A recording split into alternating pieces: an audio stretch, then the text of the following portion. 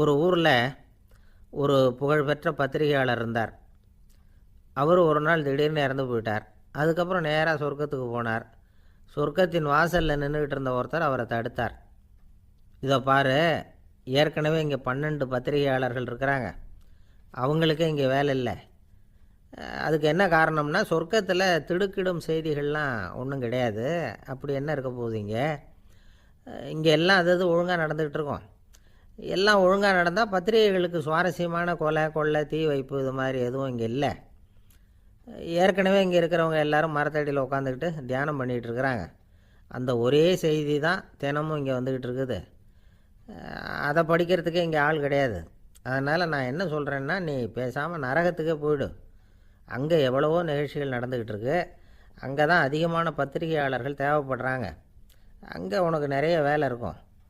அதை செய்கிறதில்ல நீயும் மகிழ்ச்சியாக இருக்கலாம் அப்படின்னு சொன்னாராம்.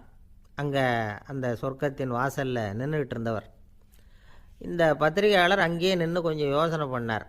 இவருக்கு சொர்க்கத்திலே இருக்கணும்னு தான் ஆசை. அதனால் மெதுவாக அவர்கிட்ட பேசினாராம். ஐயா, என்னை ஒரு 24 மணி நேரம் இங்கே உள்ளே இருக்கிறதுக்கு அனுமதி கொடுங்க. இங்கே இருக்கிற பல பத்திரிகையாளர்களை எனக்கு தெரியும். அவங்களில் சில பேரை சமாதானப்படுத்தி மெதுவாக பேசி நரகத்துக்கு அனுப்பி வச்சுட்றேன். நான் இங்கே இருந்துக்கிறேன். உங்கள் கணக்குப்படி 12 பேருக்கு மேலே இங்கே தாண்டாது, அப்படி பார்த்துக்கிறேன் அப்படின்னாராம். அவரும் யோசனை பண்ணி பார்த்துட்டு, சரி அப்படியே உனக்கு அனுமதி கொடுக்குறேன், ஆனால் ஒரு விஷயம், 24 மணி நேரம் தான் அனுமதி, அதுக்குள்ளே எல்லாம் நடக்கணும் அப்படின்ட்டுருக்கார். சரின்னு சொல்லிவிட்டு இந்த பத்திரிகையாளர் உள்ளே போனார். யோசனை பண்ணார். திட்டம் போட்டு ஒரு பொருளையை கிளப்பி விட்டார். சக பத்திரிகையாளர்களெல்லாம் கூப்பிட்டு சொன்னாராம், இதை பாருங்கள், நரகத்தில் ஒரு பெரிய தினசரி பேப்பரை கொண்டுகிட்டு வர்றதுக்காக திட்டம் போட்டுக்கிட்டு இருக்காங்க. அதுக்கு பல அதிகாரிகள் தேவைப்படுறாங்க. நிறைய சம்பளம் கிடைக்கும். யார் யாரெல்லாம் நரகத்துக்கு போக ஆசைப்படுறாங்களோ அவங்கெல்லாம் போகலாம் அப்படின்னு ஒரு பொருளையை கிளப்பி விட்டார். 24 மணி நேரம் கழித்து வாசல் பக்கம் போனார். அங்கே இருந்தவர்கிட்ட எத்தனை பேர் வெளியேறினாங்கன்னு விசாரித்தாராம். அப்போ அவர் இவரை, நீ வெளியே போகக்கூடாது, முதல்ல உள்ளே தான் இருக்கணும் அப்படின்னு தடுத்தாராம். அப்புறம் சொன்னாராம், நீ சொன்ன செய்தியை கேட்டதும் இங்கே இருந்த எல்லா பத்திரிகையாளர்களுமே நரகத்துக்கு போயிட்டாங்கப்பா, உள்ளே யாருமே இல்லை, அதனால் நீ உள்ளே இருக்கலாம் அப்படின்னாராம். இதை கேட்டதும் இந்த பத்திரிகையாளரே குழம்பி போயிட்டார். ஒருவேளை உண்மையிலேயே நரகத்தில் புதுசாக பத்திரிகை ஏதாவது ஆரம்பிக்க போகிறாங்களோ அப்படின்னு அவரே நினைக்க ஆரம்பிச்சிட்டாராம். அப்புறம் சொன்னாராம், ஐயா என்னை விட்டுருங்க, நான் நரகத்துக்கே போயிடுறேன், அங்கே ஏதோ விசேஷம் இருக்கணும் அப்படின்னாராம். இல்லைன்னா இத்தனை பேரும் ஒட்டு மொத்தமாக அங்கே போகிறதுக்கு சான்ஸே இல்லை, என்னை தடுக்காதீங்கன்னு கெஞ்ச ஆரம்பிச்சிட்டாராம். மற்றவங்க நம்பணுங்கிறதுக்காக ஒரு பொருளையை கிளப்பி விட்டார். கடைசியில் தானே அந்த பொருளைக்கு ஆளாயிட்டார். அதாவது பிறரை ஏமாற்றிய அவரது மனம் கடைசியில் அவரையே ஏமாற்ற ஆரம்பிச்சுட்டு பாருங்கள். நீங்கள் இப்படி அடுத்தவங்களை ஏமாத்துறதுக்கு உங்கள் மனசை பழக்கப்படுத்துகிறீங்க, ஆனால் கடைசியில் அதனால் நீங்களே ஏமாற்றப்படுகிறீர்கள் அப்படிங்கிறது பெரியவர்களுடைய புத்திமதி. அதனால் அவங்க மனசுக்கிட்ட ரொம்ப எச்சரிக்கையாக இருங்கோ அப்படிங்கிறாங்க. நம்ம ஆளுங்க அங்கே போய் என்ன சொல்லுவாங்கன்னா, இதை பாரு அங்கே போகாத இங்கே போகாதன்னு பயமுறுத்துறது உண்டு. சில பேர் அங்கே பேய் இருக்குது, பிசாசு இருக்குது அப்படின்னு பொருளையை கிளப்பி விடுறது உண்டு. இருட்டு நேரம் காட்டு வழியாக ஒருத்தன் போய்கிட்டு இருக்கிறான். அங்கே பேய் பிசாசு நடமாட்டம் இருக்கிறதாக வதந்தி. இவன் பயந்துக்கிட்டே வேகமாக போகிறான். காடு முடிஞ்சு மெயின் ரோட்டுக்கு வந்து சேர்ந்தான். அப்பாடா, ஒரு பஸ்ஸு நின்றுக்கிட்டு இருக்கு தனியாக. இருட்டில் லேசாக தெரிஞ்சுது. ஓடி போய் ஏறி உள்ளே உட்காந்துக்கிட்டான். பயந்துக்கிட்டே போனவன் அப்புறம் தான் தெரியுது உள்ளே யாருமே இல்லை, டிரைவரும் இல்லை, கண்டக்டரும் இல்லை, வேறு யாரும் இல்லை. இவனுக்கு பேய் பயம் அதிகமாக போட்டுது. ஏன்னா நடு ராத்திரி.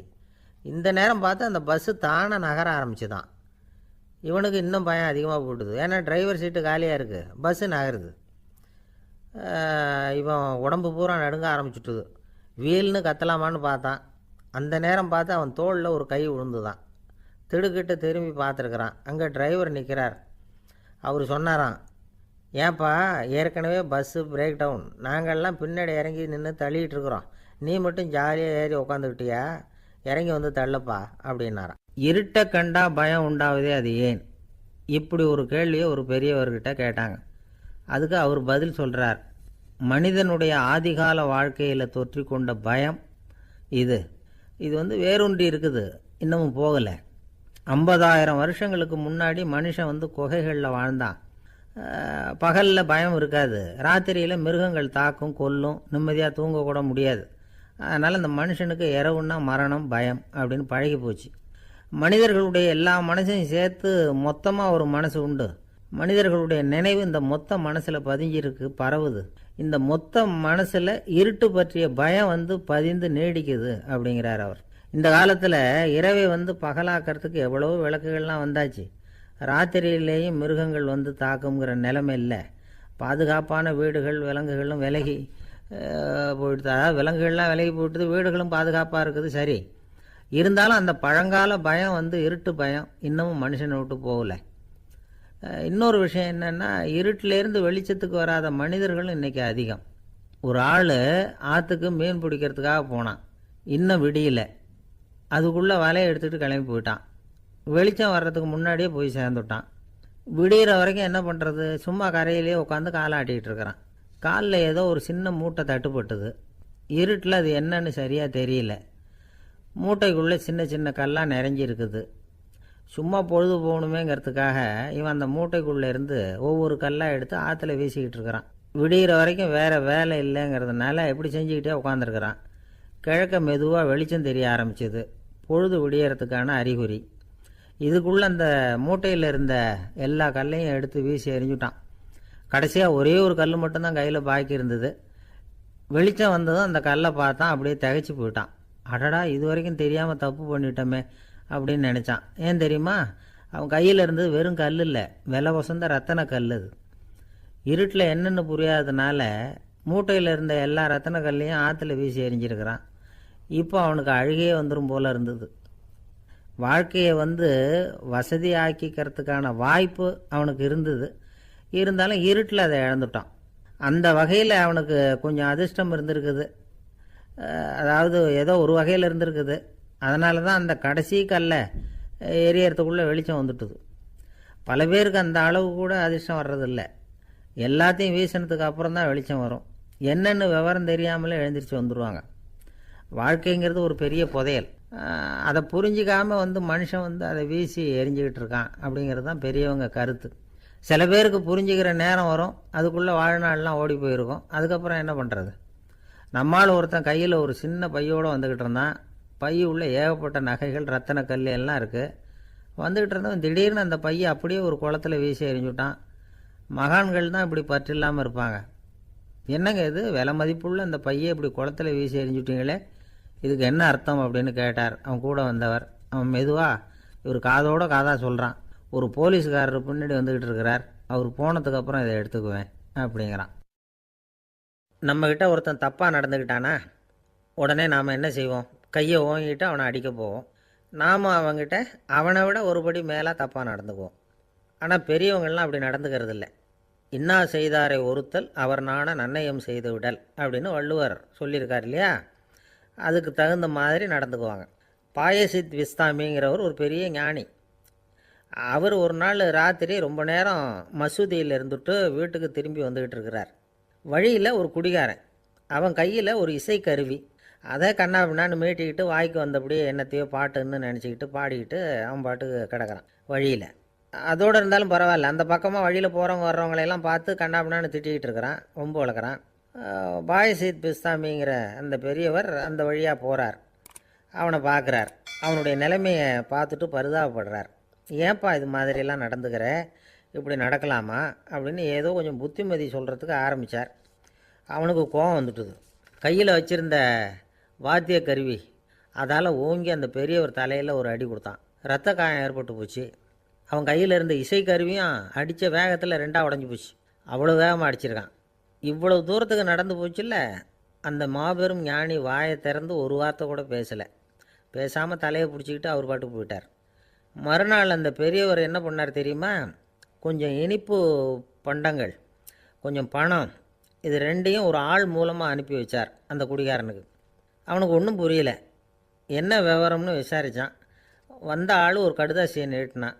அதில் விவரம் இருந்தது. ஞானி எழுதியிருக்கிறார், இதை பார்ப்பா, உங்களுடைய இசைக்கருவி உடையறதுக்கு என்னுடைய தலை காரணமாக ஆயிட்டுது.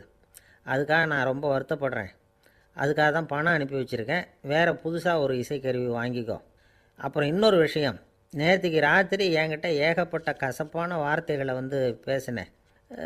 இதோடு அனுப்பியிருக்கிற இனிப்பு பண்டங்களை சாப்பிட்டு உன்னுடைய நாவில் உள்ள கசப்பை மாற்றிக்கோ அப்படின்னு அதில் எழுதப்பட்டிருந்தது. இந்த சமயத்தில் அவன் வந்து குடி மயக்கத்தில் இல்லை, தெளிஞ்சு போயிருந்த நேரம் இது. அதனால் அதை படித்த உடனே அவனுக்கு ரொம்ப வெக்கமாக போச்சு. தலை குனிஞ்சான், யோசனை பண்ணான். கொஞ்ச நேரத்தில் தன்னுடைய நண்பர்கள் சில பேரையும் கூப்பிட்டுக்கிட்டு நேராக அந்த ஞானி இருக்கிற இடத்துக்கு ஓடினான். அவர் காலில் விழுந்தான், அவர்கிட்ட மன்னிப்பு கேட்டுக்கிட்டான். பெரியவங்களே தெரியாமல் வந்து நான் இந்த பாவச் செயலை பண்ணிவிட்டேன், என்னை மன்னிச்சுங்க, உங்களுடைய பொறுமையும் போதனையும் என்னுடைய கண்ணை திறந்துட்டுது. இனிமேல் நானும் என்னுடைய நண்பர்களும் நல்ல வழியில் திருந்தி வாழ போகிறோம் அப்படின்னா. ஞானி செய்த நன்னயம் குடிகாரனை எப்படி திருத்திருக்கு பார்த்தீங்களா? இந்த கதையை கேட்டுவிட்டு ஒருத்தர் சொன்னார், என் வாழ்க்கையில் கூட அப்படி ஒரு சம்பவம் நடந்தது சார். நானும் ஒரு நாள் ராத்திரி ஓவராக குடிச்சிட்டு ஒரு கிட்டாரை வாசிச்சுக்கிட்டு கண்ணாபின்னான்னு உளறிக்கிட்டு திட்டிக்கிட்டு இருந்தேன். அந்த சமயம் அந்த வழியாக ஒருத்தர் வந்தார். ஓங்கி தலையில் ஒரே ஒரு அடி, ரத்தம் வந்துட்டுது. அதுக்கப்புறம் என் மனசு தெரிந்துவிட்டுது சார் அப்படின்னார். அப்படியா என்ன ஆச்சரியமா? ஆமாம் சார், அடி விழுந்தது அவர் தலையில் இல்லை, என் தலையில். வந்தவர் என்ன அப்படி அடிச்சுட்டார். மயக்கம் தெளிஞ்சதுக்கு அப்புறம்தான் எனக்கு விவரம் புரிஞ்சுது, அவர் ஒரு போலீஸ்காரர் அப்படின்னார் ரொம்ப சோகமாக. ஒரு ஊரில் ஒரு துறவி இருந்தார், புத்த சமய துறவி. அந்த ஊர் மன்னன் அவரை பற்றி கேள்விப்பட்டிருக்கான். ஒரு நாள் புறப்பட்டு போனான், துறவியின் பாதங்களை தொட்டு வணங்கினான். அதுக்கப்புறம் சொன்னான், ஐயா, நான் உங்களை அரண்மனைக்கு அழைச்சிட்டு போகிறதுக்காக வந்திருக்கிறேன், இனிமேல் நீங்கள் இங்கே எதுக்கு இருக்கணும் அப்படின்னானா. அவன் மனசுக்குள்ளே என்ன நினைப்புன்னா, இவர் எங்கே வரப்போகிறாரு, நான் ரொம்ப எளிமையானவன், எனக்கு எதுக்கு அரண்மனை வாசம்னு சொல்லிவிடுவார் அப்படின்னு நினச்சிருக்கான். ஆனால் அந்த துறவி என்ன பண்ணார் தெரியுமா? அப்படியா, சரி போகலாம், வா, போய் உன் ரதத்தை கொண்டுட்டு வா, அரண்மனைக்கு போகும்பொழுது அதுக்கு தகுந்த மாதிரி ஆடம்பரமாக போகணும் அப்படின்னு விட்டாரான். துறவி இப்படி சொன்னதும் அந்த மன்னனுக்கு மனசுக்குள்ளே சந்தேகம் வந்துட்டுது. இவர் உண்மையிலேயே துறவி தானா, ஏமாத்து பேர் வழி மாதிரி தெரியுதே அப்படின்னு நினச்சிருக்கான். இருந்தாலும் இனிமேல் என்ன பண்ணுறது, சொல்லியாச்சு. ரதத்தை கொண்டுகிட்டு வந்தான். துறவி ஏறி உக்காந்தார். பக்கத்தில் ராஜா. அவர் ரொம்ப உற்சாகமாக வரார், இவன் ரொம்ப சோர்ந்து போய் வரான். துறவி மரத்தடியிலேயே வாழ்ந்து பழக்கப்பட்டவர், அரண்மனையில் எளிமையாக ஒரு இடத்துல உக்காந்துக்குவார் அப்படின்னு நினச்சான். ஆனால் அப்படி இல்லை. அரண்மனைக்கு வந்த உடனே அந்த துறவி அதை கொண்டுட்டு வா, இதை கொண்டுட்டு வான்னு சொல்லி உத்தரவு போட ஆரம்பிச்சிட்டார். அரண்மனையில் இருந்தால் அரசனை மாதிரி இருக்கணும் அப்படிங்கிறார். ராத்திரி பூரா சௌகரியமாக தூங்கினார். பகலில் அரண்மனை தோட்டத்தில் உலாவ வேண்டியது, நீச்சல் குளத்தில் குளிக்க வேண்டியது, இப்படியே பொழுது போக்கிட்டு இருக்கிறார். அந்த அரண்மனையில் துறவி வந்து மகிழ்ச்சியாக இருக்கிறார். மன்னனால் அப்படி இருக்க முடியல. அவருக்கு எந்த கவலையும் இல்லை, இவனுக்கு அரசாங்க கவலைகள். துறவி அப்படி இருக்கிறத இவனால் தாங்கிக்க முடியல. ஒரு நாள் அவர்கிட்டயே போய், நான் உங்ககிட்ட கொஞ்சம் பேசணும் நானா. துறவி பார்த்தார். நான் இந்த அரண்மனைக்கு வரும்பொழுதே நீ என்னமோ என்கிட்ட கேட்கணும்னு நினச்ச, ஏன் காலதாமதம், நீ அனாவசியமாக உன்னையே தொந்தரவு பண்ணிகிட்ருக்கிற, நீ கவலையாக இருக்கேங்கிறது எனக்கு புரியுது. நான் மரத்தடியில் இருந்தப்போ கூட என்னை அடிக்கடி வந்து சந்திச்சுக்கிட்டு இருப்பேன், ஏதாவது விளக்கம் கேட்குறது உண்டு. இங்கே வந்த பிறகு என்னை சந்திக்கிறது கூட அபூர்வமாக போயிட்டுது. நீ இப்போ என்ன கேட்க போகிறேங்கிறது எனக்கு தெரியும், இருந்தாலும் கேள் அப்படின்னாராம். வேற ஒன்றும் இல்லைங்க, இப்போ உங்களுக்கும் எனக்கு என்ன வித்தியாசம்? 2 பேரும் அரண்மனையில் தான் இருக்கிறோம். நீங்கள் மகிழ்ச்சியாக இருக்கிறீங்க, நான் அப்படி இருக்க முடியல. இவ்வளவுக்கும் நீங்கள் முன்னாடி இருந்தது மாதிரி இல்லை. தினமும் தங்கத்தேர் கேட்குறீங்க, உயர்தரமான ஆடைகள் அணியிறீங்க, சுவையான சாப்பாடு. இப்படி இருக்கிறப்போ உங்களுக்கும் எனக்கு என்ன வித்தியாசம்? இதுதான் மன்னனுடைய கேள்வி.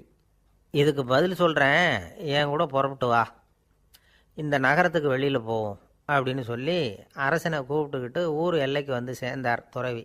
அங்கே போய் சொன்னார், இதை பாருப்பா, இந்த இடத்த தான் தேடிக்கிட்டு இருந்தேன், இனிமேல் நான் வந்து திரும்பி வரப்போகிறதில்ல, நீ என்னோட வர்றியா திரும்பி போறியா அப்படின்னார். நான் எப்படிங்க உங்கள் கூட வர முடியும்? என்னுடைய நாடு, என்னுடைய சொத்துக்கள், மனைவி, மக்கள் எல்லாத்தையும் விட்டுட்டு எப்படிங்க வர்றதுன்னா. இப்போ அந்த துறவி சொன்னார், இப்போ வித்தியாசத்தை தெரிஞ்சுக்கிட்டியா? நான் அரண்மனையில் இருந்தேன், எல்லா வித பொருள்களும் உடையவனாக இருந்தேன், ஆனால் எதையும் சொந்தம் கொண்டாடுறவனாக இருக்கல. ஆனால் நீ அப்படி இல்லை, எல்லாத்தையும் சொந்தம் கொண்டாடிக்கிட்டு இருக்கிற. இதுதான் நமக்குள்ள வித்தியாசம் அப்படின்னு சொன்னார். அரண்மனை ஆடைகளை அப்படியே களைஞ்சார், அரசங்கிட்ட கொடுத்தார். உன்னுடைய ஆடைகளை நீயே வச்சுக்கோன்னார். அவர் பாட்டுக்கு நடந்து போனார், திரும்பியே பார்க்கல. அரசனுக்கு அப்போ தான் தன்னுடைய அறியாமை விளங்குச்சான். இதிலேருந்து நாம் புரிஞ்சிக்க வேண்டியது என்னென்னா, இந்த உலகத்தில் எத்தனையோ பொருள்கள், அதையெல்லாம் முறையாக பயன்படுத்தினா மகிழ்ச்சி. அதை விட்டுட்டு அதுக்கெல்லாம் சொந்தம் கொண்டாட ஆரம்பித்தா கவலை. நம்ம ஆட்கள் சொந்தம் கொண்டாடுற விதமே தனி. ஒரு ஆள் இன்னொருத்தங்கிட்ட ஒரு கொடை கடன் வாங்கியிருந்தான், திருப்பி கொடுக்கல. கொடையை கொடுத்தவன் கேட்டான், என்கிட்ட கடன் வாங்கினிய கொடை, அதை கொஞ்சம் திருப்பி தர்றியான்னா.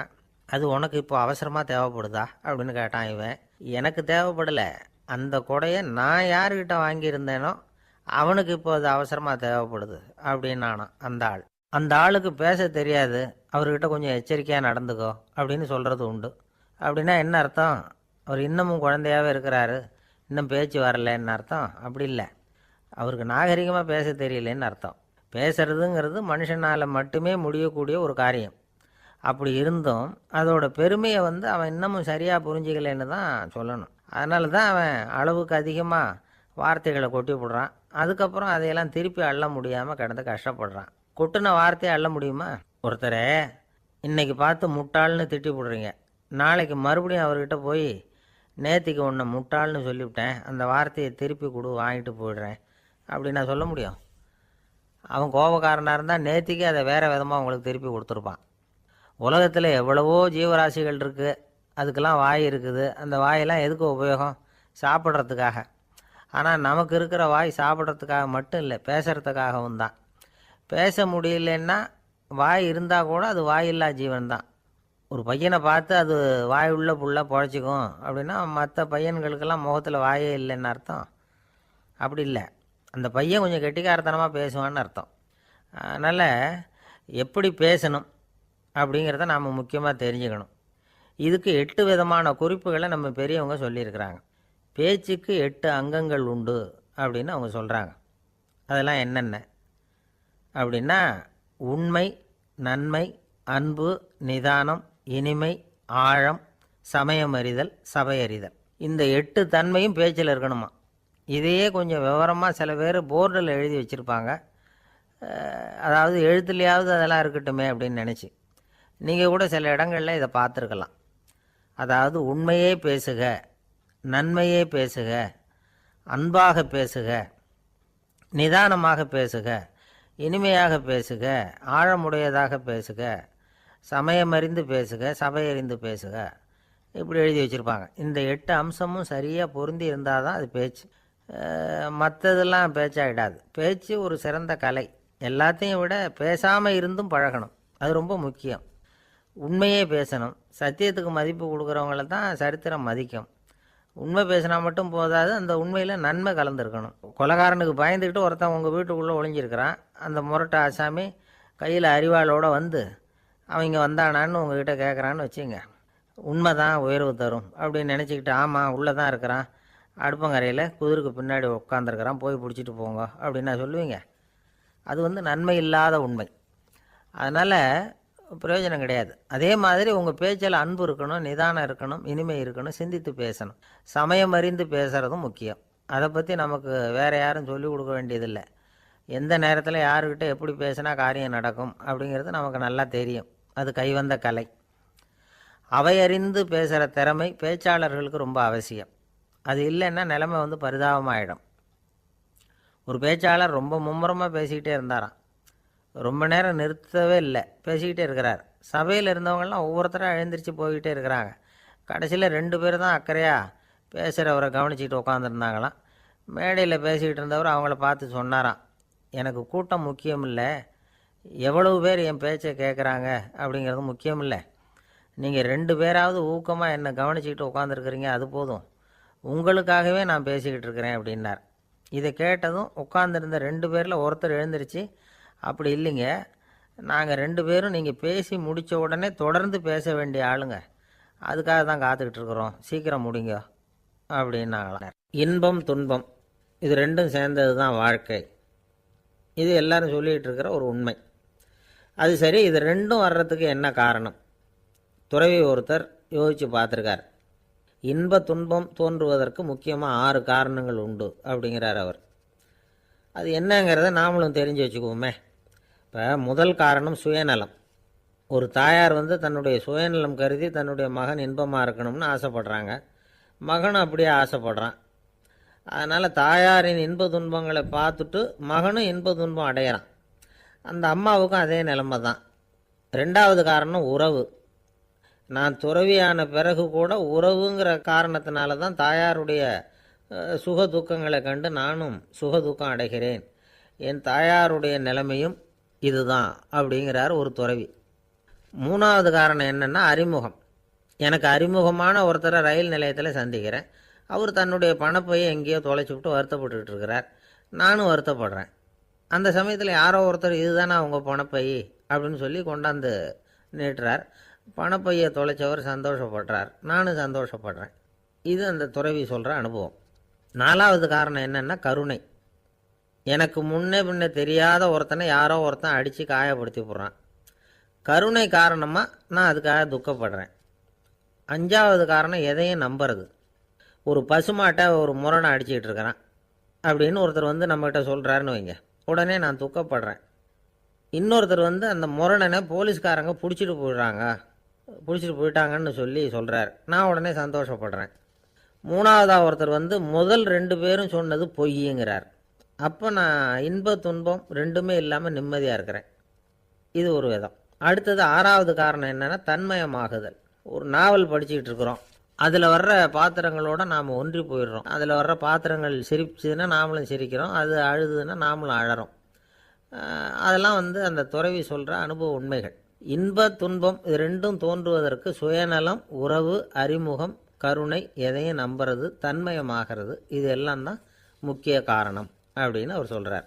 ஆகக்கூடி ஒட்டு மொத்தமாக யோசனை பண்ணி பார்த்தா பிற பொருள்கள் மீது பற்றுதல் காரணமாக தான் நாம் வந்து இன்ப துன்பம் அடையிறோம் அப்படிங்கிறத புரிஞ்சிக்க முடியுது. மனுஷன் வந்து இன்ப துன்பம் அடையிறதுக்கு 7வது காரணம் கூட ஒன்று உண்டு அப்படின்னு சொல்லிகிட்டே வந்தார் ஒருத்தர். அது என்ன அப்படின்னு கேட்டோம். அதுதான் சார் இந்த நீங்கள் சொல்லிட்டு வர்ற இன்று ஒரு தகவல்னார். எப்படி சொல்கிறீங்கன்னு கேட்டோம். இன்று ஒரு தகவல் கேட்க ஆரம்பிக்கிறப்போ மனசில் இன்பம், ஆரம்பித்த உடனே இது ஏற்கனவே கேட்ட சமாச்சாரமாச்சே அப்படின்னு நினைக்கிறப்போ துன்பம் அப்படின்னு அதுக்கு ஒரு விளக்கம் கொடுத்தார் அவர். கடற்கரை ஓரமாக ஒரு பெரியவர் கையால் மணலை கீறிக்கிட்டே உட்காந்துருக்கிறார்.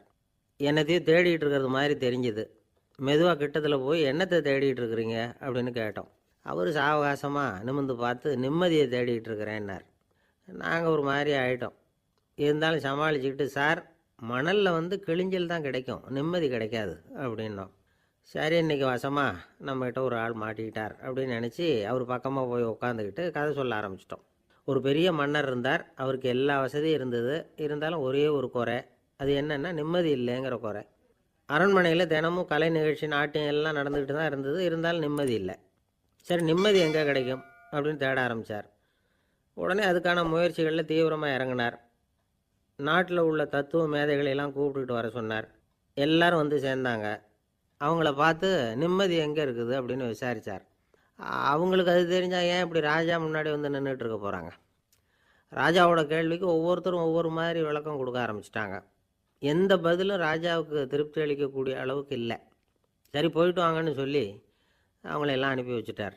ஒரு நாள் அவர் மாளிகையில் உப்பரிகையில் நின்றுக்கிட்டு இருக்கிறார்.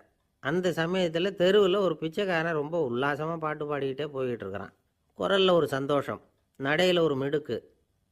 அவங்ககிட்ட கொஞ்சம் கூட கவலை இருக்கிறதா தெரியல. உடனே ராஜா இதை பார்த்தார். ஏவலாளிகளை வந்து கைதட்டி கூப்பிட்டார். உடனே ஓடி போய் அந்த பிச்சைக்காரனை இங்கே அழைச்சிட்டு வாங்கன்னு உத்தரவு போட்டார்.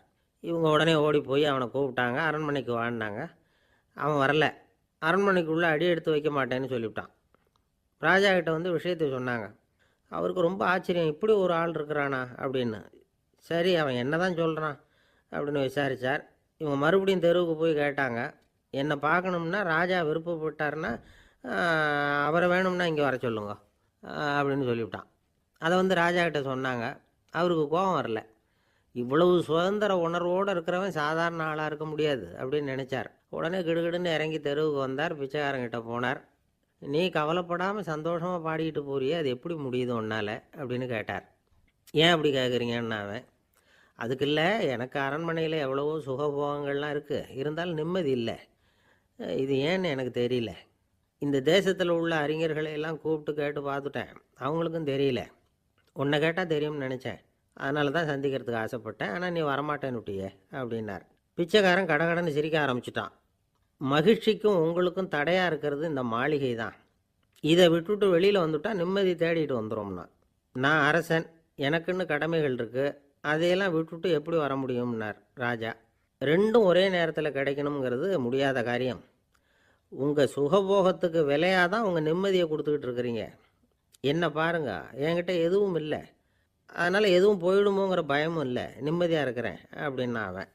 ராஜா உடனே சந்தோஷப்பட்டு தன்னுடைய மேலங்கியை எடுத்து அவனுக்கு பரிசாக கொடுத்தாரான். அவன் சிரிச்சுக்கிட்டே அதை வாங்க மாட்டேன்னு விட்டானான்.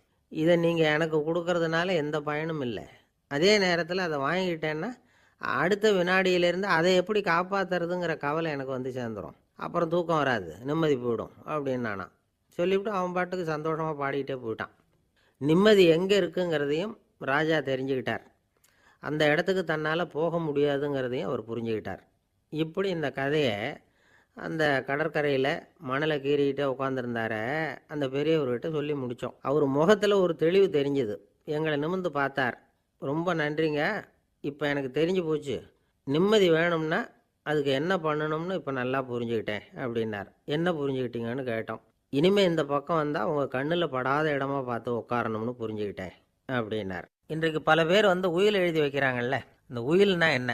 அதாவது ஒரு நபர் தனக்கு பின்னாடி தன்னுடைய சொத்துக்கள் யாருக்கு போய் சேரணும்னு நினைக்கிறாரோ அந்த நினைப்பை சட்டப்படி உறுதிப்படுத்துறது தான் உயில். சரி, உயிலை யார் எழுதலாம்? 18 வயசு பூர்த்தியான யாரும் உயில் மூலமாக சொத்துக்களை விநியோகிக்கலாம். கண் பார்வை இல்லாதவங்க, காது கேளாதவங்க, வாய் பேச முடியாதவங்க, இவங்கெல்லாம் கூட உயில் எழுதி வைக்கலாம். புத்தி சுவாதீனம் இல்லாதவங்க கூட சில சமயம் புத்தி தெளிவாக இருந்தால் உயில் எழுதலாமா. குடிபோதையில் இருக்கிறவங்க, தாங்கள் என்ன செய்கிறோங்கிறத தெளிவாக அறிய முடியாதவங்க, நோய் நொடியில் இருக்கிறவங்க, இவங்கெல்லாம் உயில் எழுத முடியாது. ஒருத்தரை நிர்பந்தப்படுத்தி ஏமாற்றி அல்லது சுய நினைவில்லாத ஒருத்தர்கிட்ட எழுதி வாங்கி வைக்கிற உயில் செல்லாது. உயிலை இந்த முறையில் தான், இந்த படிவத்தில் தான் எழுதணும்னு சட்டத்தில் விதி எதுவும் கிடையாது. இதுக்கு முத்திரை கட்டணமும் கிடையாது. உயிலை வெற்று காகிதத்தில் எழுதலாம். அச்சடிக்கணும், டைப் அடிக்கணுங்கிற அவசியம் கூட இல்லை. கையாலேயே கூட எழுதலாம். எழுதி இருக்கிறது புரியணும், அவ்வளவுதான். குறைந்தபட்சம் 2 சாட்சிகளை வச்சுக்கிட்டு உயில் எழுதுகிறவர் அதில் கையெழுத்து போடணும். கையெழுத்து போட தெரியாதுன்னா இடது கை பெருவிரல் ரேகை வைக்கலாம். உயில் சாசனத்துக்கு சாட்சிகள் கையெழுத்து இல்லைன்னாலும் அது செல்லாது.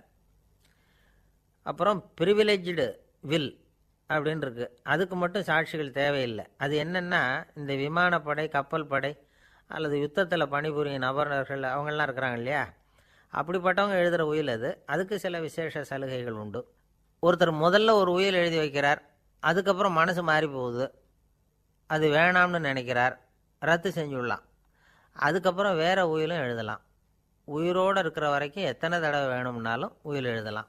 கடைசியாக எழுதப்பட்ட உயில் சட்டப்படி சரியாக இருந்தால் அதுதான் அமலுக்கு வரும். சரி, எழுதுகிற உயிலை ரகசியமாக வச்சுருக்கிறது எப்படி? இது ஒரு கேள்வி. இதுக்கு என்ன செய்யணும்னா, ஒருத்தர் உயிலை எழுதினதுக்கு அப்புறம் அவர் தானாவோ அல்லது அங்கீகரிக்கப்பட்ட முகவர் மூலமாகவோ, அதாவது ஒரு ஏஜெண்ட் மூலமாகவோ, ஒரு கவரில் போட்டு சீல் வச்சு கவர் மேலே தன்னுடைய பெயரை எழுதி அல்லது அந்த ஏஜெண்ட் பெயரை எழுதி கவர் மேலே என்ன அடக்கம் செய்யப்பட்டிருக்கு, உள்ளே என்ன இருக்குது அப்படிங்கிற விவரம்லாம் எழுதி சார் பதிவாளர்கிட்ட ஒப்படைக்கலாம். இதுக்கு கட்டணம் உண்டு. அதுக்கப்புறம் எப்போ தேவைப்படுதோ அப்போ ஒரு மனு கொடுத்து அந்த கவரை திரும்ப வாங்கிக்கலாம்.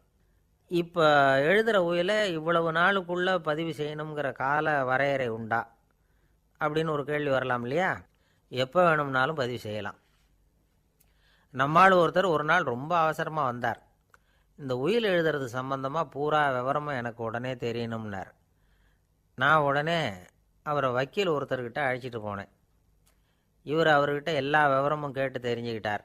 ரொம்ப தேங்க்ஸ்ன்னு சொல்லிவிட்டு 2 பேரும் வெளியில் வந்தோம். அதுக்கப்புறம் இவர்கிட்ட கேட்டேன், ஆமாம் இவ்வளவு விவரமாக கேட்குறீங்களே, உங்களுக்கு எத்தனை பிள்ளைங்க சார் அப்படின்னு கேட்டேன். 6 பேர் சார் அப்படின்னார். சரி, இருக்கிற சொத்து எவ்வளவுன்னு கேட்டேன். அதை இனிமே தான் சம்பாதிக்க போகிறேன் அப்படின்னார். வயிறு பசிக்குதேங்கிறது சிலரோட கவலை, வயிறு பசிக்க மாட்டேங்குதே அப்படிங்கிறது சில பேரோட கவலை. 2 விதமான கவலைக்கும் வயிறு தான் காரணமாக இருக்குது. வயிறு பசிச்சதுன்னா அது இயற்கை, வயிறு பசிக்கலைன்னா அது வியாதி. ஆனால் பசியையும் நாம் பசிப்பிணி அப்படின்னு தான் சொல்லுவோம். என்ன காரணம்? வியாதியை போக்க வேண்டியது எவ்வளவு முக்கியமோ அதை விட முக்கியம் பசியை போக்க வேண்டியது. ஒரு சமுதாயத்தில் பசிப்பிணியே இருக்கக்கூடாது. அதுதான் நல்ல சமுதாயம்.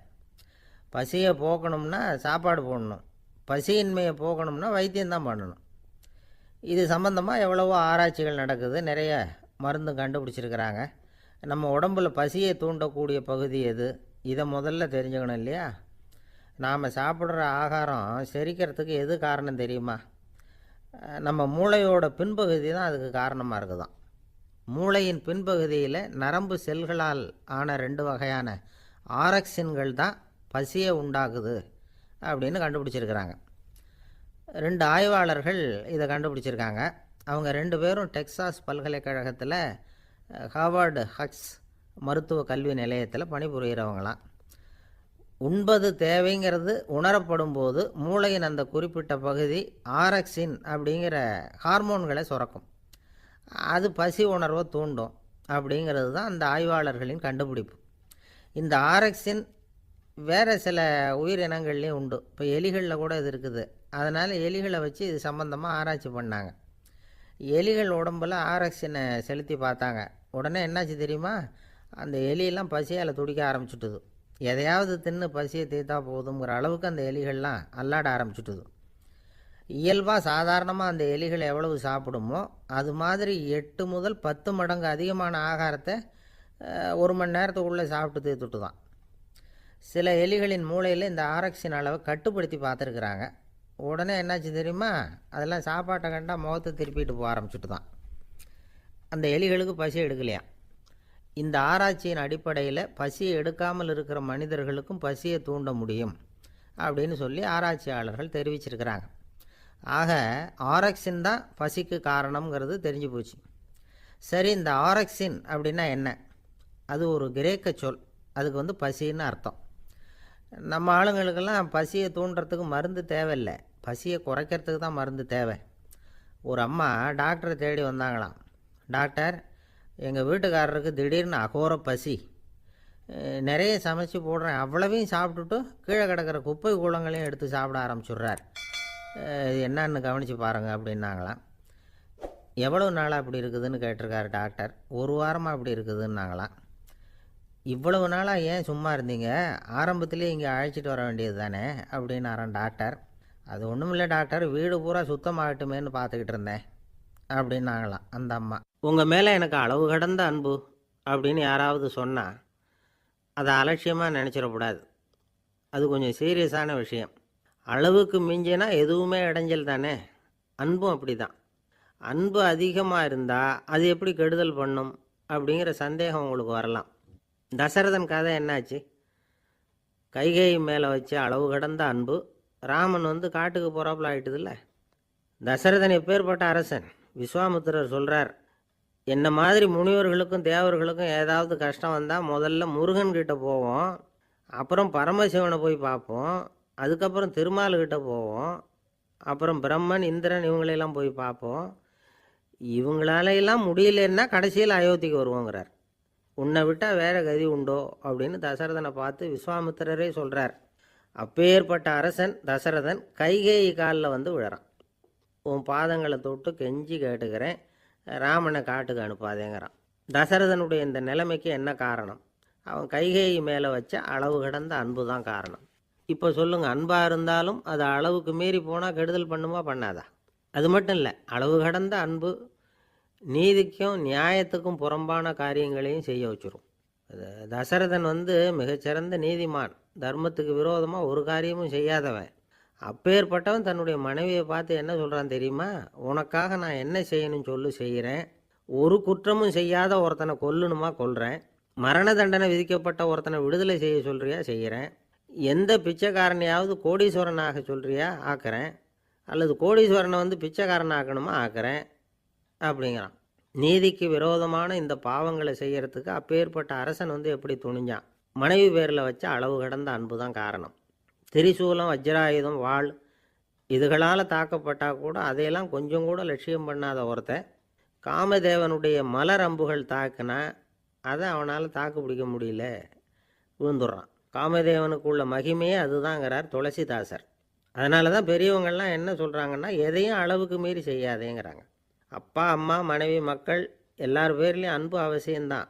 ஆனால் அந்த அன்பு அறிவுக்கு புறம்பாக இருக்கக்கூடாது, அளவுக்கு மீறி இருக்கக்கூடாது. அப்போ தான் வாழ்க்கை சுகமாக இருக்கும். இல்லைன்னா அவஸ்தை தான். அளவுக்கு மீறின அன்புங்கிறது புரியுது, அது சரி. அறிவுக்கு புறம்பான அன்புங்கிறது எப்படி? ஒரு தாய்க்கு ஜலதோஷம் அல்லது ஏதோ ஒரு தொற்று நோயின்னு வச்சுங்களேன். அந்த அம்மாவுக்கு தன்னுடைய குழந்தை பேரில் அளவு கடந்த அன்பு. தனக்கு நோய் இருக்குது, அது அடுத்தவங்களுக்கு தொற்றக்கூடியது அப்படின்னு தெரிஞ்சிருந்தோம் அன்பை காட்டுறதுக்காக அந்த குழந்தைக்கு முத்தம் கொடுக்குறேன்னு தூக்கி வச்சுக்கிட்டு கொஞ்சம் ஆரம்பிச்சதுன்னு வச்சுக்கோங்க, அது நல்லா இருக்குமா? இதுதான் அறிவுக்கு புறம்பான அன்புங்கிறது. அது மாதிரி விலங்குகள்கிட்ட அன்பாக இருன்னு சொல்கிறோம். அதுக்காக புலிக்கு முத்தம் கொடுக்க முடியுமா? அப்படி கொடுத்தா அது அறிவுக்கு புறம்பான அன்பு. அதனால் அன்பு கூட அறிவுபூர்வமாக இருக்கணும் அப்படிங்கிறத இன்றைக்கி தகவல் மூலமாக நாம் புரிஞ்சுக்கணும். இந்த காலத்து காதலன் தன்னுடைய காதலிகிட்ட சொன்னானாம், இதை பாரு, உன் பேரில் எனக்கு அளவு கடந்த அன்பு, உனக்காக என்ன செய்யணும் சொல்லு செய்கிறேன், நெருப்பில் நடக்கணுமா நடக்கிறேன், நீரில் குதிக்கணுமா குதிக்கிறேன், உயிரையே கொடுக்கணுமா கொடுக்குறேன் அப்படின்னா. சரி, வர்றேன் ஞாயிற்றுக்கிழமை சாயந்தரம் 6 மணிக்கு இதே இடத்துக்கு வாங்க அப்படின்னுது அந்த பொண்ணு. இவன் கொஞ்சம் யோசனை பண்ணி பார்த்துட்டு, அன்னைக்கு மழை பெய்யாமல் இருந்தால் வந்துடுறேன் அப்படின்னானா. இந்த உலகத்தில் மனுஷன் எவ்வளவோ தவறுகள் செய்கிறான். அதுக்கெல்லாம் என்ன காரணம்? அதை பற்றின ஆராய்ச்சி தான் இன்றைக்கி. இதுக்கு ஆராய்ச்சி என்னத்துக்கு, அது தெரிஞ்ச விஷயம் தானே அப்படின்னு நீங்கள் நினைக்கலாம். ஆனால் அப்படி அலட்சியமாக இந்த விஷயத்தை விட்டுறக்கூடாது. பொதுவாக எல்லோரும் நினைக்கலாம், எது சரி எது தவறு அப்படின்னு தெரியாததுனால தான் மனுஷன் தப்பு பண்ணுறான் அப்படின்னு. ஆனால் அப்படி சொல்லிட முடியாது. மனுஷன் தெரிஞ்சே தான் தவறுகள் பண்ணுறான். இப்போ உதாரணத்துக்கு, ஒரு சாலையில் இடது பக்கம் போக வேண்டிய ஒருத்தர் நடுக்கோட்டை தாண்டி வலது பக்கமாக வண்டியை ஓட்டிகிட்டு போகிறாருன்னு வச்சுக்கோங்க. என்னப்பா இது தப்பு இல்லையா அப்படின்னு அவர்கிட்ட கேட்டால், அதெல்லாம் எனக்கு தெரியும், நீ உன் வேலையை பார்த்துட்டு போ அப்படிம்பார். வலது பக்கமாக போகிறது தப்புன்னு தெரிஞ்சே தான் அவர் அப்படி செய்கிறார், அப்படி போகிறார். பெரிய உத்தியோகத்தில் இருக்கிறவங்க கூட லஞ்சம் வாங்குகிறாங்க. அவங்களுக்கெல்லாம் லஞ்சம் வாங்குறது தப்புன்னு தெரியலன்னு அர்த்தம்? திருடுறது தப்புன்னு தெரியாமலாம் மனுஷன் திருடுறான்? நல்லாவே தெரியும். நீங்கள் வேணும்னா கேட்டு பாருங்கள், வேறு வழி இல்லை அதனால தான் திருடுறேன்பா. திருடுறது ஒரு புண்ணியமான காரியம்னு திருடனே கூட சொல்ல மாட்டான். திருடுறது தவறுங்கிறது திருடனுக்கு தெரியும் அப்படிங்கிறத விளக்கிறதுக்காக ஒரு பெரியவர் ஒரு கதை சொன்னார். அதாவது 2 திருடர்கள் 2 பேரும் சேர்ந்து ஒரு வீட்டுக்கு போய் ஒரு 10,000 ரூபாயை திருடிட்டு வந்துடுறாங்க. ஒரு காட்டு வழியாக வந்துக்கிட்டு இருக்கிறாங்க. இன்னும் விடியல. 2 பேருக்கும் தூக்கம் கண்ணை சுற்றுது. சரி, இப்படியே ஒரு மரத்தடியில் படுத்து தூங்குவோம், காலையில் விடிஞ்சதும் இந்த பணத்தை 2 பேரும் பங்கு போட்டுக்குவோம் அப்படின்னு முடிவு பண்ணுறாங்க.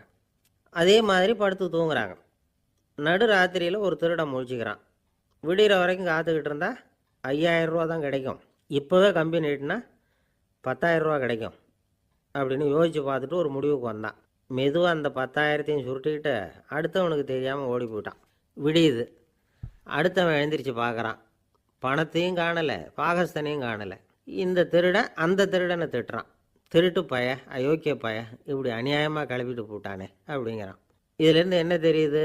தெரியாமல் எடுத்துக்கிட்டு போகிறது திருட்டு, அயோக்கியத்தனம், அநியாயம் அப்படிங்கிறது இவனுக்கு தெரிஞ்சிருக்குது. அதனால தான் அடுத்தவனை பார்த்து இப்படி திட்டுறான்.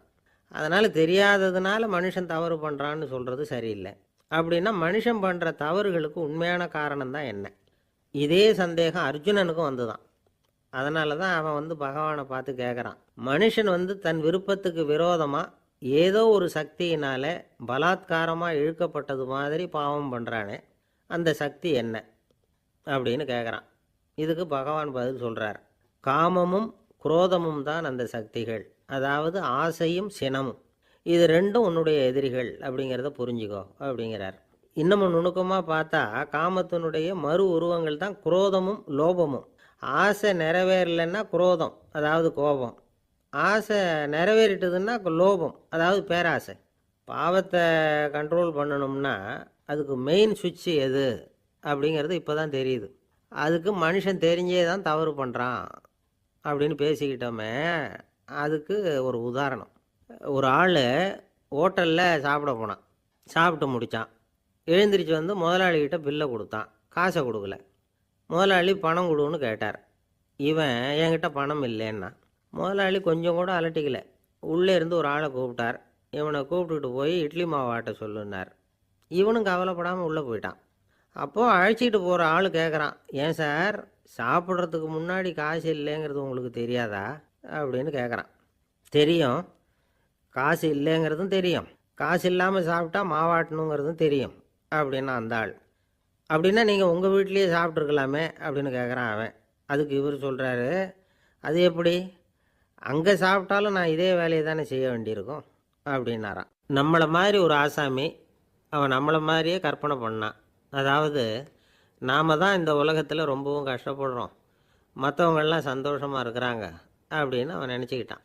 அவன் ஒரு நாள் கடவுளை வேண்டிக்கிட்டானான், சுவாமி இந்த உலகத்தில் எவ்வளவோ பேர் இருக்கிறாங்க, ஒவ்வொருத்தருக்கும் ஒவ்வொரு விதமான கஷ்டம் இருக்கலாம், ஒத்துக்கிறேன், இருந்தாலும் எனக்கு அது கொஞ்சம் அதிகமாக இருக்கிறது மாதிரி தெரியுது, அதனால் நீங்கள் எனக்காக ஒரு சின்ன உதவி செஞ்சால் போதும். அது வேறு ஒன்றும் இல்லை, என்கிட்ட இருக்கிற துயரங்களை இன்னொருத்தர் யாருக்கிட்டையாவது கொடுத்துருங்க, அவர்கிட்ட இருக்கிற துயரங்களை என்கிட்ட மாற்றி கொடுத்துருங்க, ஒரு மியூச்சுவல் ட்ரான்ஸ்ஃபர், அவ்வளவுதான், அப்படி பண்ணிவிட்டா போதும் அப்படின்னு வேண்டிக்கிட்டானான். அன்னைக்கு ராத்திரியே அவன் ஒரு கனவு கண்டிருக்கான். வானத்திலேருந்து ஒரு குரல் கேட்டிருக்கு. அது என்ன சொல்லிச்சு தெரியுமா? ஏ ஜனங்களே, எல்லாரும் அவங்கவுங்க கஷ்டங்களை ஒரு பையில் போட்டு எடுத்துக்குங்க, அப்படி எடுத்துக்கிட்டு நேராக இந்த ஊர் எல்லையில் இருக்கிற கோயிலுக்கு வந்து சேருங்க அப்படின்னுது அந்த குரல். ஆஹா, கடவுள் நம்ம பிரார்த்தனைக்கு செவி சாய்ச்சுட்டார் அப்படின்னு சந்தோஷப்பட்டான் இவன். உடனே என்ன பண்ணான், தன்கிட்ட இருந்த கஷ்டத்தையெல்லாம் ஒரு சாக்கு பையில் போட்டு எடுத்துக்கிட்டான். வீட்டை விட்டு வெளியில் வந்தான். தெருவில் இறங்கி நடக்கிறான். அங்கே பார்த்தா ஏகப்பட்ட பேர் ஆளுக்கு ஒரு பையை தூக்கிக்கிட்டு கோயிலுக்கு போய்கிட்டு இருக்கிறாங்க. சில பேர் மூட்டையாக கட்டி தலையில் சுமந்துக்கிட்டு போய்கிட்டு இருக்கிறாங்க. இவன் பார்த்தான். இவனுக்கு ரொம்ப ஆச்சரியமாக இருந்தது. ஏன்னா எல்லாரும் வச்சிருக்கிற பை இவன் பையை விட பெருசாக இருந்தது. இவன் பை தான் இருக்கிறதுலே கொஞ்சம் சின்னதாக தெரிஞ்சுது. இப்போ அவன் மறுபடியும் சாமியை வேண்டிக்கிட்டான், கடவுளே இப்போ உள்ள சூழ்நிலையை கவனித்தா என்கிட்ட இருக்கிற பையே பரவாயில்லன்னு தோணுது, அதனால் வேறு பை எதையும் மாற்ற வேணாம், இதுவே பரவாயில்ல, இந்த பையோடு திரும்பி வீட்டுக்கு போனால் போதும்னு நினைக்கிறேன் அப்படின்னு எதோ நினைக்க ஆரம்பிச்சுட்டான் அவன். எல்லோரும் கோயிலுக்கு போய் சேர்ந்தாங்க. கோயிலில் அந்த குரல் மறுபடியும் கேட்டுது, எல்லாரும் அவங்கவுங்க பைகளை சுகத்தில் தொங்க விடுங்க, திடீர்னு விளக்குகள் அணையும், மணி அடிக்கப்படும், அதுதான் அடையாளம், அந்த சமயத்தில் இருட்டில் உங்களுக்கு வேண்டிய பையை நீங்கள் மாற்றி எடுத்துக்கலாம், தேர்ந்தெடுத்துக்கலாம், வெளிச்சம் இருக்கிறப்பவே உங்களுக்கு பிடிச்ச பைக்கு பக்கமாக பார்த்து நீங்கள் நின்றுக்கலாம் அப்படின்னு சொல்லி விவரம் சொல்லிச்சான் அந்த குரல். அப்படி சொன்னதுக்கப்புறம் திடீர்னு விளக்கு அணைஞ்சிது, மணி அடிச்சுது. கொஞ்ச நேரம் கழித்து மறுபடியும் விளக்குகள்லாம் எரிஞ்சுது. இப்போ பார்த்தா எல்லாரும் அவங்கவுங்க பையையே கெட்டியாக பிடிச்சிக்கிட்டு நிற்கிறாங்க. இவனும் அப்படியே நிற்கிறான். இவன் மெதுவாக பக்கத்தில் நிற்கிறவங்ககிட்ட கேட்டானா, ஏன் நீங்கள் பையை கையிலேயே வச்சுருக்கிறீங்க, செவுத்தில் மாட்டலையா அப்படின்னு கேட்டிருக்கான். இல்லைப்பா, நீ ஏன் கையிலேயே வச்சுருக்கிறியோ அதே காரணத்துக்காக தான் நாங்களும் வச்சுருக்குறோம். நம்ம கவலைகளை பற்றி நமக்கு ஓரளவுக்காவது தெரியும், ஆனால் மற்றவங்க கவலைகள் நமக்கு பரிச்சயம் இல்லாதவை, பழக்கம் இல்லாதது. அதனால் நமக்கு தெரிஞ்ச கவலைகளை சமாளிக்கிறது சுலபம், தெரியாததை சமாளிக்கணும்னா மறுபடியும் ஆரம்பத்திலேருந்து ஆரம்பிக்கணும். அதனால் பழைய நண்பர்களோடு வாழறது தான் மேல் அப்படின்னு ஆனான். அதுக்கப்புறம் அவன் தன்னோட பையே போதும்னு வீட்டுக்கு திரும்பி வந்துட்டானான். இது ஒரு பெரியவர் சொல்லியிருக்கிற கதை. அதனால் நம்மக்கிட்ட இருக்கிற கஷ்டங்கள் தான் பெருசு, அதை இன்னொருத்தங்கிட்ட கொடுத்துட்டு மாற்றிக்கலாம் அப்படின்னு நினைக்கிறது தப்பு. இதே மாதிரி இன்னொரு சம்பவம். ஒரு ஊரில் ஒரு நாள் ராத்திரி ஆகாயத்திலேருந்து கடவுள் குரல் கேட்குது. இந்த ஊரில் இருக்கிற ஜனங்கள்லாம் கொஞ்சம் கவனிங்க, உங்களுக்கு ஒரு செய்தி. அதாவது இங்கே இருக்கிற ஜனங்கள்லேயே கொஞ்சம் கூட கவலையே இல்லாத ஆள் யாருன்னு எனக்கு தெரியணும். அதனால் எல்லாரும் அவங்கவுங்க கவலைகளை ஒரு பையில் போட்டு எடுத்துக்கிட்டு கோயிலுக்கு வாங்க அப்படின்னார் கடவுள். உடனே வரிசையாக எல்லாரும் வர ஆரம்பித்தாங்க. எல்லார் கையிலையும் பை இருந்தது, சின்னதும் பெருசுமா. கவலையே இல்லாத ஆள் யாருன்னு தேடினார் கடவுள். ஒரே ஒரு ஆள் மட்டும் கையில் எதுவும் இல்லாமல் வெறும் கையை வீசிக்கிட்டு ரொம்ப ஜாலியாக நடந்து வந்துக்கிட்டு இருந்தான். கடவுள் அவங்ககிட்ட போனார். ஏன்ப்பா உனக்கு கவலையே இல்லையா அப்படின்னு கேட்டார். எனக்கும் சில கவலைகள்லாம் உண்டு அப்படின்னானா அவன். எங்கே அதெல்லாம்னு கேட்டிருக்கார் கடவுள். பின்னாடி லாரியில் வந்துக்கிட்டு இருக்கு அப்படின்னானா அவன். சங்கீத வித்வான்களில் பல வகை உண்டு. சில குறிப்பிட்ட ராகங்களை பாடுறதில் அவங்களுக்கு பெருமை வர்றது உண்டு. ஆனால் ஒருத்தர் இருந்தார், அவரால் ஒரு ராகத்துக்கே பெருமை வந்தது. அந்த ராகத்தை அவர் வாசித்து கேட்கணும் அப்படின்னு சொல்லுவாங்க. அது என்ன ராகம்னா தோடி ராகம். சரி, அந்த வித்வான் யாருன்னா அவர் தான் திருவாவடுதுறை ராஜரத்னம் பிள்ளை. பேராசிரியர் கல்கி ஒரு சமயம் தம்முடைய பத்திரிகையில் எழுதினாராம். அதை அப்படியே படிக்கிறேன் கேளுங்களேன். ஆகா, ஸ்ரீ ராஜரத்னம் பிள்ளையின் தோடி ஆலாபனையை முதலில் கேட்டபோது அவருடைய கற்பனையை விட்டு தள்ளுங்கள். நம்முடைய மனதில் என்னென்ன இன்பமயமான கற்பனைகள் எல்லாம் உதித்தன. குழந்தை தாயிடம் கொஞ்சம் குரலை கேட்டோம், அன்னை குழந்தையிடம் கொஞ்சம் குரலை கேட்டோம், ரதியும் மன்மதனும் பேசிக்கொண்ட காதல் மொழிகளை கேட்டோம், முருகன் சிவபெருமான் செவிகுளிர மொழிந்த உபதேசத்தை கேட்டோம், கலைமகள் கவிஞனுக்கு அருளிய ஆசி மொழிகளை கேட்டோம், நாரத முனிவருடைய தம்பூரா சுருதியை கேட்டோம், ராவணன் தன் எலும்பை ஒடித்து வீணையாகச் செய்து வாசித்த கானத்தை கேட்டோம், கானப்பறவைகளின் கலகல ஒலியை கேட்டோம், கோலக் குயில்களின் குரல் இனிமையை கேட்டோம். இப்படிலாம் பேராசிரியர் கல்கி விமர்சனம் எழுதியிருக்கிறார். திருவாவடுதுறை ராஜரத்னம் பிள்ளை அவர்களுடைய வாசிப்பை கேட்டுட்டு டிஎன் ராஜரத்னம் பிள்ளை இறந்து போனார். அப்போது கவிஞர் கண்ணதாசன் எழுதினார், செவியனில் ஓடி எங்கள் சிந்தையில் ஓடி இந்த புவியெல்லாம் ஓடி நின்பார் பொங்கிய தோடி வேறெங்கு எவரிடம் போகும் ஐய இனி அதை காப்பார் யாவர் அவிந்தனின் சடலத்தோடே அவிந்தது தோடிதானும் அப்படின்னு எழுதினாராம். அந்த அளவுக்கு அவருடைய தோடியை ரசித்தவர்கள் உண்டு. அதே மாதிரி தோடின்னா என்னன்னு தெரியாமலே அவரை ரசித்தவங்களும் அந்த காலத்தில் உண்டு. அதாவது ஒரு பெரிய சபையில் இவர் வாசிச்சுக்கிட்டு இருக்கிறார். பாதியில் ஒரு பெரிய மனுஷன் உள்ளே வந்தார். அவர் உடம்புல பட்டு வேஷ்டி, ஜருகை, அங்கவஸ்திரம், வாயில் வெத்தலை, வாசனை புகையில, காதில் வைரக்கடுக்கன், கழுத்தில் தங்க சங்கிலி, கை விரல் பூரா மோதிரம், கையில் ஒரு வெள்ளி வெத்தலை புட்டி, உதவிக்கு 2 பேர் பக்கத்தில். இவ்வளவு பந்தாவோடு வரார் கச்சேரி கேட்குறதுக்கு. இப்படி வந்தவர் முதல் வரிசையில் உட்கார்ந்தார். வித்வான் வாசித்து முடித்ததும் இவர் அவரை பார்த்து, ஐயா, நீங்கள் தோடி வாசிக்கிறதுல ரொம்ப கெட்டிக்காரர்னு கேள்விப்பட்டிருக்கேன், அதை கேட்குறதுக்காக தான் மெனக்கிட்டு வந்திருக்கிறேன், அதை வாசிங்களேன் அப்படின்னாராம் இந்த பெரியவர். ராஜரத்னம் பிள்ளைக்கு ஒன்றும் புரியல. ஏன்னா இது வரைக்கும் அவர் வாசிச்சுக்கிட்டு இருந்ததே அந்த தோடி ராகத்தை தான். அதை வாசித்து முடித்ததும் அதை வாசிங்களேன்னு இவர் கேட்குறார். அப்படின்னா இவரோட ஞானம் எப்படிப்பட்டது? இவ்வளவும் கேட்டுட்டு இப்படி கேட்குறாரே அப்படின்னு அவர் யோசிச்சிருக்கிறார் ராஜரத்னம் பிள்ளை. உடனே என்ன பண்ணார் தெரியுமா? பக்கத்தில் ரொம்ப சாதுவாக சுருதி போட்டுக்கிட்டு இருந்த ஒரு முதுகில் ஓங்கி ஒரு குத்து விட்டாராம். அவருக்கு ஒன்றும் புரியல, எதுக்கு நம்மளை அடிக்கிறார் இவர், நம்மளை குத்துறாரு வித்வான்னு. அவர் அதிர்ச்சியால் இவர் நிமிர்ந்து பார்த்துருக்கார். அப்போ ராஜரத்னம் பிள்ளை சொன்னாராம், ஏய்யா ஐயா பெரிய மனுஷன், என்னுடைய பரம ரசிகர், தோடி ராகம் கேட்கணுங்கிறதுக்காக இவ்வளோ தூரம் வந்திருக்கிறார், வரிசையில் உட்காந்துருக்கார். நீ இந்த சமயம் பார்த்து தோடி ராகம் வாசிக்கிற நாதஸ்வரத்தை வீட்டில் வச்சுட்டு வந்துட்டியே, இப்போ ஐயாவுக்காக அந்த ராகத்தை நான் எப்படி வாசிக்கிறது அப்படின்னு சொல்லிவிட்டு மறுபடியும் முதுகில் ஒரு அடி கொடுத்தாராம். அடி வாங்கினவருக்கே சிரிப்பை அடக்க முடியலையா. ஒரு மனுஷனை பார்த்து என்கிட்ட வாலாட்டாதே அப்படின்னு சொன்னால் அவன் நம்மக்கிட்ட ஏதோ வம்புக்கு வர்றான்னு அர்த்தம். ஒரு நாயை பார்த்து யாரும் என்கிட்ட வாலாட்டாதே அப்படின்னு சொல்கிறது இல்லை. ஏன்னா நாய் வாலாட்டுனா அது நம்மக்கிட்ட தன்னுடைய நன்றியை தெரிவிக்கிறதாக நினச்சிக்கிட்டு இருக்கிறோம். ஆனால் அது அப்படி இல்லை அப்படின்னு சொல்கிறாங்க அது சம்பந்தமான நிபுணர்கள். ஒரு நாய் தன்னுடைய வாலை இந்த பக்கமும் அந்த பக்கமுமா இப்படியும் அப்படியும் ஆட்டிக்கிட்டு இருந்தா அது பதட்டத்தில் கூட இருக்கலாம். நாய் நட்பாக இருந்தாலும் வாலாட்டும், ஆத்திரத்தில் இருந்தாலும் வாலாட்டும், கோபத்தில் இருந்தாலும் வாலாட்டும், குழப்பத்தில் இருந்தாலும் வாலாட்டும், மகிழ்ச்சியாக இருந்தால் கூட அது வாலாட்டும். அதை நாம் தப்பாக புரிஞ்சுக்கிட்டு அதுக்கிட்ட போய் மாட்டிக்கக்கூடாது. நாயை பற்றி எனக்கு நல்லா தெரியும் அப்படின்னு சொல்கிறவங்க கூட அதுக்கிட்ட கடி வாங்கிட்டு நிற்கிறது உண்டு. நிபுணர்கள் என்ன சொல்கிறாங்க தெரியுமா? எப்போவுமே நாய்கள் திடீர்னு கடிச்சு விடுறதில்ல, கடிக்கிறதுக்கு முன்னாடி சில அறிகுறிகளை காட்டும். அதை சரியாக புரிஞ்சுக்கிட்டோம்னா தப்பிச்சுக்கலாம். ஒரு வீட்டுக்கு போகிறீங்க, அங்கே புதுசாக ஒரு நாயை பார்க்குறீங்க, உடனே அதுக்கிட்ட போய் குனிஞ்சு சிரிச்சுக்கிட்டே அது தலையில் தட்டுறீங்க. இது ரொம்ப தப்பான். ஒரு நாய் இன்னொரு நாயை நேருக்கு நேர் பார்த்து பல்ல காட்டுனா அது தன்னுடைய தன்முனைப்பை காட்டுதுன்னு அர்த்தமா. உன்னை விட நான் பெரியவன் அப்படின்னு சொல்லுதுன்னு அர்த்தம். அதனால் நீங்கள் அது மாதிரி கிட்ட போய் சிரிக்கிறோம் அப்படின்னு நினச்சிக்கிட்டு பல்ல காட்டினா உங்களையும் எதிரியாக நினச்சிரும். இன்னொரு விஷயம் என்னென்னா, தலையில் தட்டுனா நாய்க்கு பிடிக்காது.